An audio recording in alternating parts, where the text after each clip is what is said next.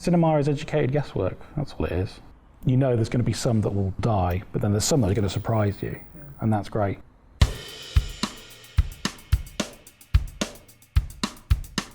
So my name is David Baldwin. I'm the cinema programmer here at the Midlands Arts Centre. Since I was a child, really, I was quite obsessed with film. I used to make long walking journeys to the local cinema just to see whatever. There are some films that have been made 10 times better for me because of the actual experience of being in a room and having the reaction of other people and being able to talk to them afterwards.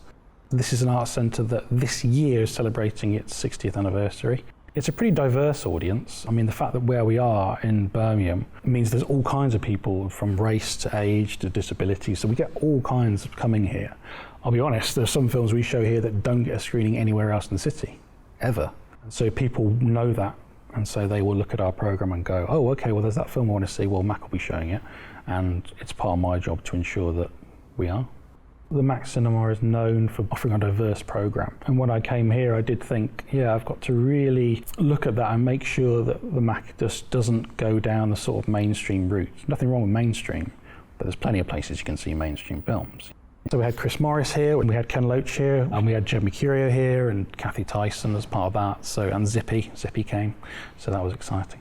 Relaunched family workshop, so basically that would be on a first Sunday of every month we're doing a workshop linked to a film. So we did the Iron Giant, kids can make their own Iron Giant robot, and those are important. Those kind of things where you are engaging with the audience are a lot more important these days, because you know you can just watch the Iron Giant for free on Netflix, so why are you going to pay? Why are you going to come here?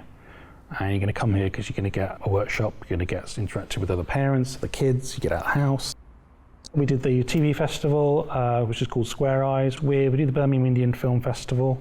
We worked with Queer East last year as well. We did a season recently called Enfant Terrible.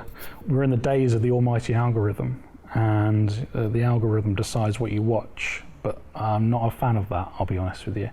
I quite like the idea of creation and like, oh, here, come and watch something that you maybe never heard of. Especially now, it's more important than ever. People feel engaged with the cinema and engaged with what we're showing and feel like there's an actual person putting it together, not just, here's what you just watched. Now you'll definitely like this because you just watched that. Well, how about you try something completely different? So all these massive changes were happening in the industry and we couldn't do anything about it. We had to sit there and watch it happen. These changes were happening anyway. It's okay if you can react. If you can go, oh, okay, well, this distributor's sticking their film on there, well, maybe we won't use that distributor anymore, or maybe we'll talk to them about doing this, blah, blah, blah, all that kind of thing. Couldn't do any of that. They were just doing whatever they wanted.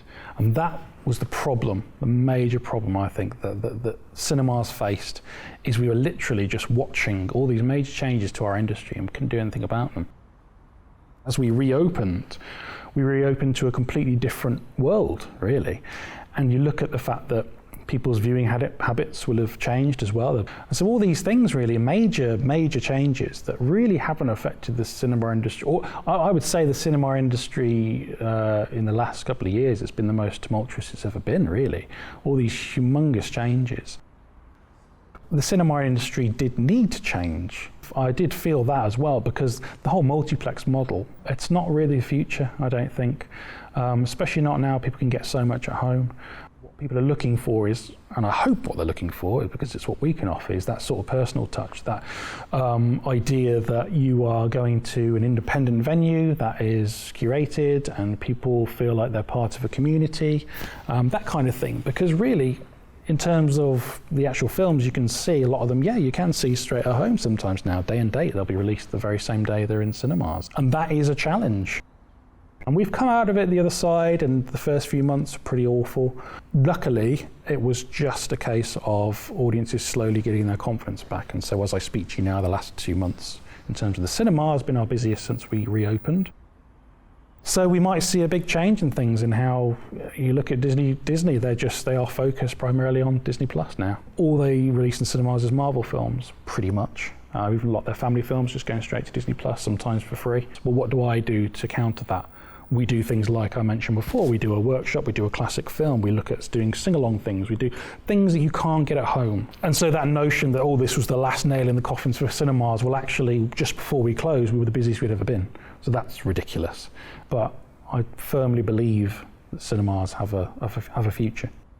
We're known for showing independent film, international film, so we have that on our side because it is hard to get an audience for those kinds of films at places like a Cineworld or such, whereas we're known for it. So we're known if you want to go and see something a little bit different, a little bit edgy, a little bit French, we'll be showing it.